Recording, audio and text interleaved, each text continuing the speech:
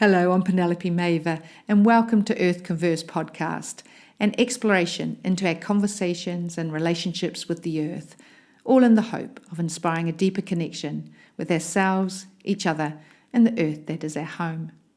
And as I promised on the Earth Converse podcast launch and trailer, the idea is to have a mix of contributors and format. So for this, the 13th episode, and inspired by a quote Azako gave me years ago, I will introduce the next guest, a wise person who once said nothing. The ideal person for a podcast, yes? But this is an invitation to contemplate the role of staying quiet in a conversation with yourself, others, or the earth. I invite you to contemplate where you have been that wise person who consciously, intentionally chose to stay silent, that it was the wisest choice in that moment, in that conversation. I invite you to contemplate when, upon reflection, saying nothing would have been the wisest thing to do.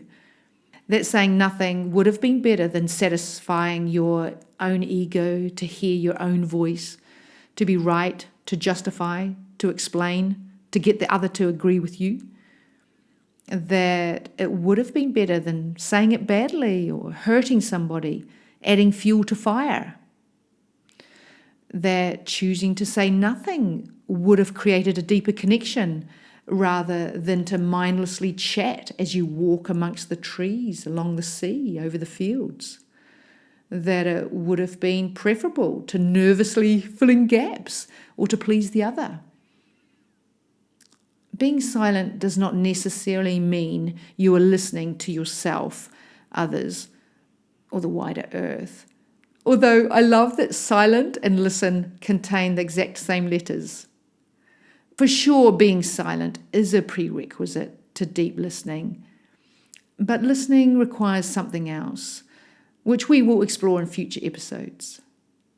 I have said enough already. A wise person once said nothing. So see you for the next Earth Converse podcast, where indeed you will hear from the wisest person I personally know, Raymond Hillis. In the meantime, enjoy Earth, one conversation at a time.